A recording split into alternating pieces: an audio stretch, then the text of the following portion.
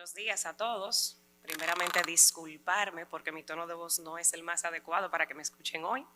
pero por la gracia de Dios estamos aquí con ustedes compartiendo con colegas y profesores que admiro mucho. El tema que vamos a discutir en este momento es indicaciones actuales del uso de la endosonografía. Y la endosonografía es una técnica ya bastante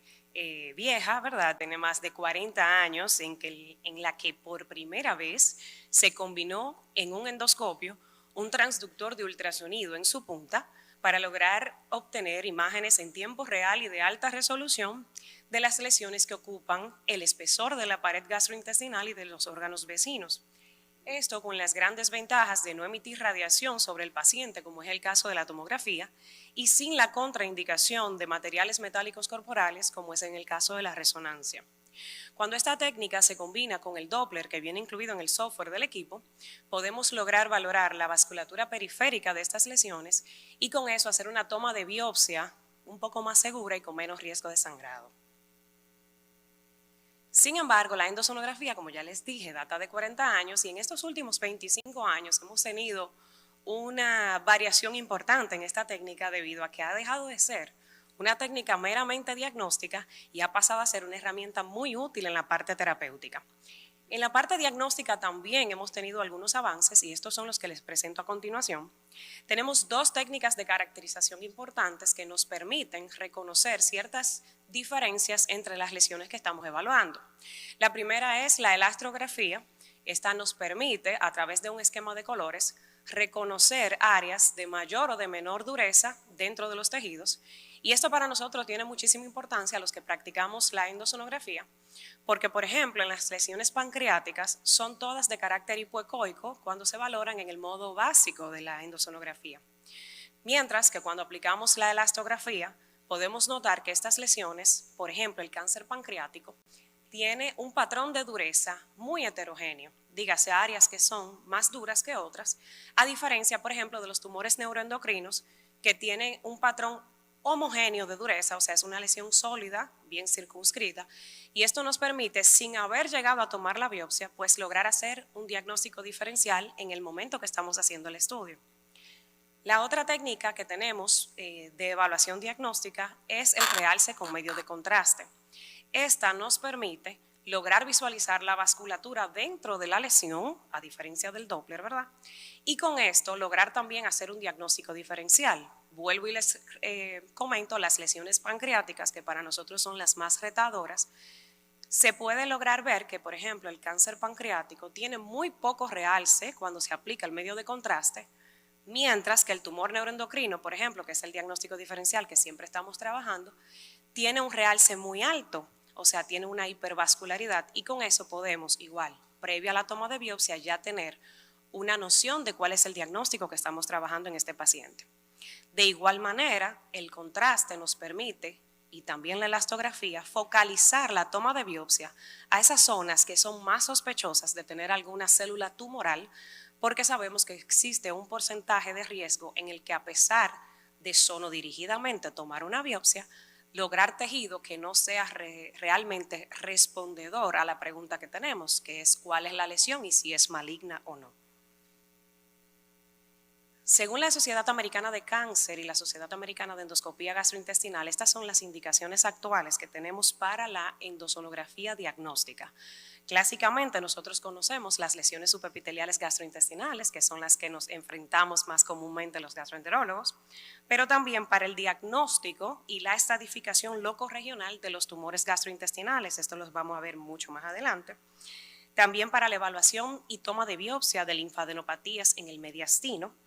lesiones y tumores biliopancreáticos, y aquí es donde se ha abierto un gran arsenal para la endosonografía, el cáncer rectal y la estadificación del cáncer de pulmón. Las lesiones subepiteliales, como nosotros estamos acostumbrados, encontramos, ¿verdad?, mediante una valoración endoscópica de rutina y podemos observar que a través de la endosonografía logramos evidenciar en qué capa especial está esa lesión, porque sabemos que, primero, con la toma de biopsia normal endoscópica no siempre logramos hacer el diagnóstico a pesar de que tenemos disponible la técnica de biopsia sobre biopsia, pero dirigida por endosonografía podemos primero conocer la capa y segundo tomar una biopsia dirigida hacia esa capa y así lograr un diagnóstico específico. En este caso les presento una lesión en antro gástrico, una lesión subepitelial pequeña, que al evaluarla por endosonografía vemos que ocupa solamente hasta la muscular de la mucosa, permitiendo así una planificación de una resección endoscópica y con esto la curación del paciente sin tener que modificar la anatomía, que es lo más importante. De las lesiones subepiteliales hay un sinnúmero muy grande de opciones que pueden resultar de estas lesiones. Algunas tienen algunas características endoscópicas, como por ejemplo el pseudoquiste pancreático, las lesiones pancreáticas. En estómago, estas tienen su orificio interno y eso a veces, ¿verdad?, permite hacer un diagnóstico. Los lipomas, que tienen una coloración más amarillenta, uno sugiere que pudiera ser, pero en definitiva, encontrar y ubicar la ecocapa que esta ocupa es lo que va a hacer el diagnóstico, así como la toma de biopsia. Para el diagnóstico y la estadificación de los tumores gastrointestinales, por ejemplo, en el tumor de esófago tenemos mucho que ofrecer.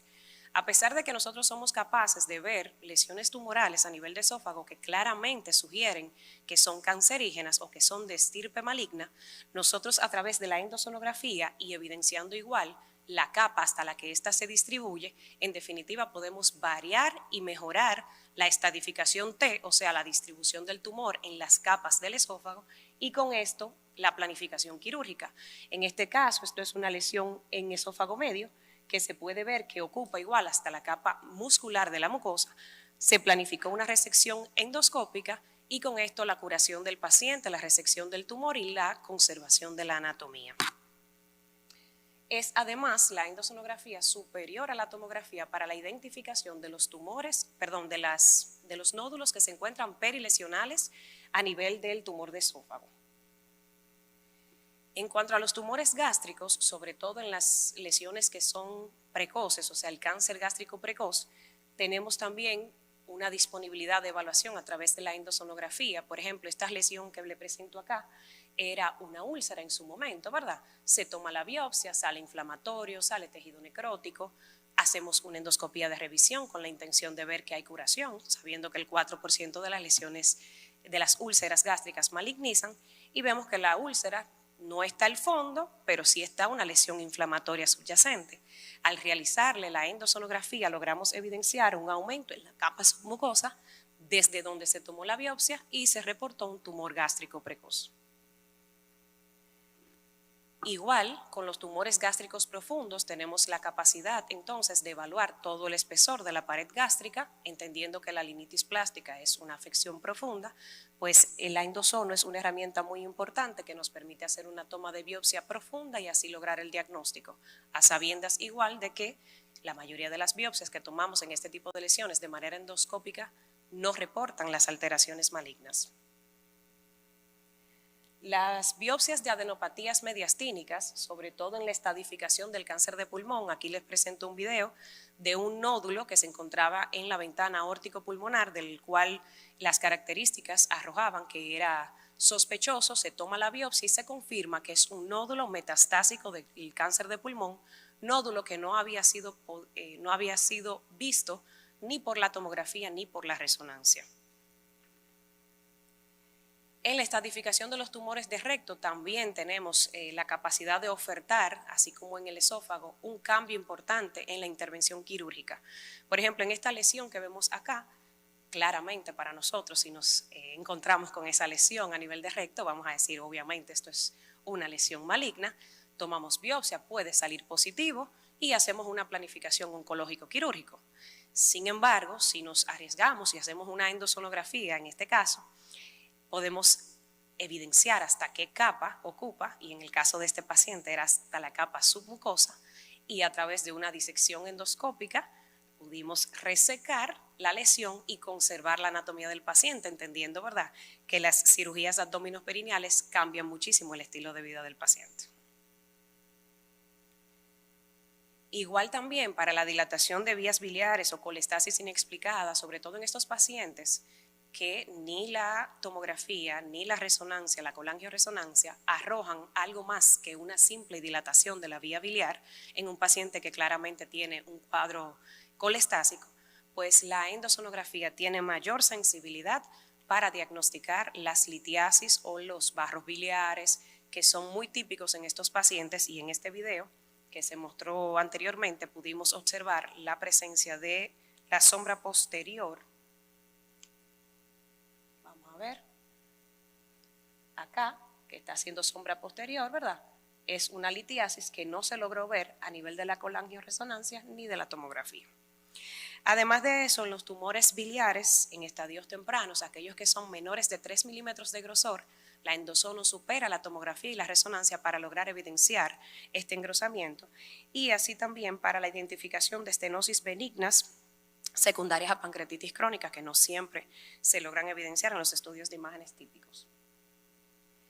De las pancreatografías, aquí tenemos la bondad de mucho que ofrecer, tanto en la parte diagnóstica como terapéutica, y vemos que la endosonografía tiene una sensibilidad y una especificidad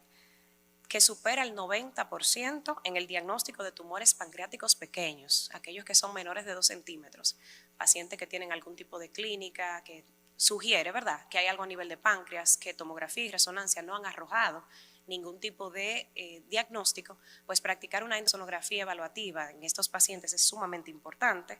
Igual en el diagnóstico diferencial de los tumores pancreáticos hipoecóicos, ya les expliqué por qué, la mayoría así lo son, y al aplicar las técnicas de elastografía y de contraste, pues nos permite hacer un diagnóstico diferencial y tomar una biopsia. En el diagnóstico diferencial de quistes benignos y malignos, ya sea porque logramos la capacidad de identificar nódulos plurales, pared engrosada, aumento del tamaño del quiste a través de la planificación de la endosonografía, y cuando existe un resultado ambiguo entre una tomografía y una resonancia magnética, la endosonografía es capaz de hacer el diagnóstico diferencial. En los tumores benignos y malignos del páncreas, aquí también tenemos mayor capacidad de definir qué tanto involucro de la parte vascular alrededor de la lesión existe, y por eso somos mejores en definir la resecabilidad de estas lesiones. En los últimos aproximadamente 22 años, la endosonografía ha pasado de ser una técnica meramente diagnóstica a tener una implementación terapéutica importante. Esto siempre de la mano de uso de herramientas que por el alto costo es que nosotros realmente no podemos avanzar, ¿verdad?, como pudiéramos como primer mundo. Tenemos diferentes dispositivos, tenemos los stem metálicos que logran, ¿verdad?, vincular las luces de dos espacios que queramos conectar, la ablación por radiofrecuencia, la colocación de fiduciarios para radioterapia dirigida. Estas son técnicas que vamos a ver en lo adelante. Por ejemplo, para drenar pseudoquistes pancreáticos, la endosonografía es una técnica que primero permite conservar la anatomía, que es una técnica segura de recuperación rápida, y que con la utilización obviamente de los dispositivos adecuados podemos lograrla con mucha efectividad. Tenemos el drenaje de obstrucción biliar, esto siempre que la CEPRE sea fallida, porque obviamente de las obstrucciones biliares los cepresistas son los jefes, y obviamente en manos expertas se practican 1, 2 CEPRES antes de uno decir que la CEPRE ha sido fallida, de manera que una vez eso ha sido totalmente descartado, o que de primera instancia el paciente tenga una variación anatómica o que tenga un divertículo gigante a nivel de la papila, que eso dificulta bastante la canulación de la vía, entonces podemos a través de la endosonografía lograr, por diferentes técnicas, porque tenemos conexiones duodenales a colédoco, tenemos conexiones gástricas a hepáticos, o sea que por varias formas podemos lograr esa conexión y ese drenaje de la vía biliar, superando sobre todo la parte de la percutánea, que con el catéter el paciente está muy incómodo, ¿verdad? Y aquí mantenemos totalmente la anatomía.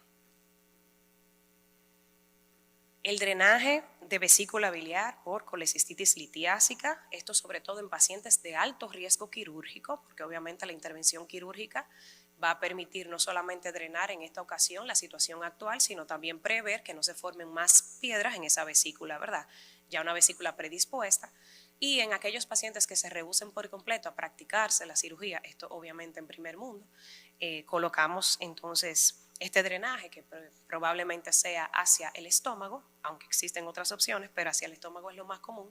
con un stent, como le dije, que logran vincular 2 luces, en este caso la luz de la vesícula con la luz del estómago. Biopsias hepáticas, así como drenajes de lesiones quísticas o abscesos hepáticos, también lo podemos hacer a través de la endosonografía con muchísima mayor seguridad que las que son drenados por percutáneo o quirúrgicas. El drenaje de abscesos periluminales, esto obviamente aquí le describo un caso, hay pocos casos, pero la realidad es que sobre todo en la zona pélvica, cuando se evidencian esos abscesos que pueden tener una conexión hacia el recto, pues es una forma, ¿verdad?, no mínimamente invasiva de lograr la resolución de estos abscesos.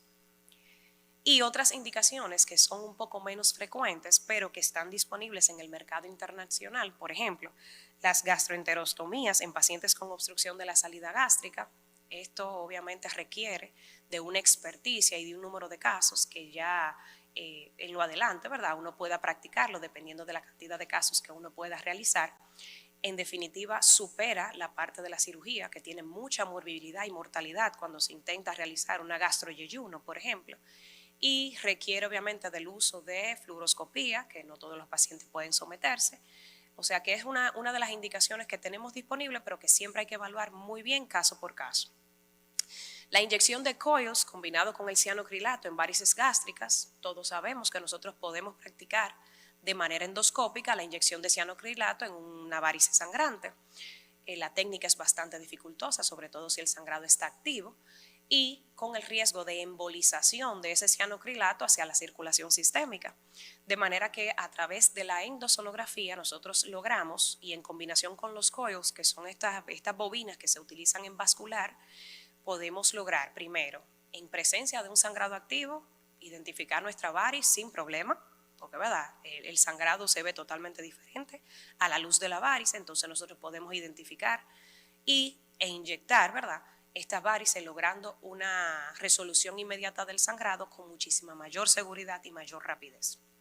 La ablación con etanol del insulinoma, sabemos que el insulinoma es un tumor benigno, pero que hay pacientes que están muy sintomáticos y en definitiva, aunque sea benigno, tenemos que resolver. La indicación principal del insulinoma siempre ha sido la resección quirúrgica. Esto nos permite ofrecer otra opción al paciente sin tener que intervenirse, ¿verdad?, ya sea que esté en cola, que necesite una pancreatectomía parcial, o ya sea que esté en cabeza y que necesite un Whipple, que de por sí es una cirugía compleja y que conlleva mucha morbilidad en el paciente. Entonces tenemos la opción de eliminar este insulinoma con la inyección de etanol a través de la dirección de una endosonografía. El drenaje de abscesos hepáticos, que ya se lo había comentado. La hepatogastrostomía, muy difícil uno poder toparse con uno de esos casos, pero existe. La ablación por radiofrecuencia en lesiones sólidas pancreáticas, eso también está muy en boga a nivel internacional, igual para tratar de no someter a estos pacientes que ya de por sí vienen con un deterioro importante, entendiendo que el cáncer pancreático, ¿verdad?, las lesiones sólidas pancreáticas son muy agresivas y son pacientes que no siempre pueden llegar a pisar afuera de un quirófano. Y las neoplasias, la neurolisis del plexo celíaco, que ahí competimos un poco con los radiólogos, ¿verdad?, pero en definitiva logramos desde ambas directrices, esta en el caso, ¿verdad?, de manera endoscópica y ellos de manera radiológica percutánea, lograr la neurolisis de este plexo para mejorar el dolor, sobre todo en aquellos pacientes con cáncer pancreático avanzado. Finalmente, quiero dejarles de mensaje que a pesar de que la endosonografía en su primer momento fue una técnica meramente diagnóstica, en estos últimos 25 años se ha evidenciado una mayor expansión hacia varias aplicaciones, tanto diagnósticas como terapéuticas. Se ha convertido en mucho más que una herramienta para diferenciar densidades de tejido, sino que ahora el tejido puede ser mejor caracterizado incluso antes de tomar la biopsia, con la elastografía y con la administración del contraste. Tiene un mayor rendimiento que la tomografía y que la resonancia en la estadificación T del TNM, sobre todo para el tumor de esófago, gástrico y recto. Es el método de elección para las evaluaciones de las lesiones subepiteliales del tracto gastrointestinal, ya que puede discriminar muy específico la capa que ocupa, asimismo caracterizar la lesión con la elastografía, con el contraste y ubicar las mismas dentro, ¿verdad?, de las capas. Utilizando varias técnicas, entonces las biopsias también pueden ser ultradirigidas a esas zonas, como les dije, de más peligro, de más alto riesgo de celularidad, y cuando ya tomamos la biopsia tenemos la capacidad, cuando logramos incluir dentro de nuestro arsenal de colegas un patólogo en la sala, logramos asegurar el diagnóstico, o sea, que esa toma de biopsia sea efectiva. A pesar de su alto costo, porque sí lo tiene, las opciones terapéuticas por endosonografía son competitivas con las opciones quirúrgicas, logrando una conservación de anatomía y una pronta recuperación de los pacientes. Muchísimas gracias.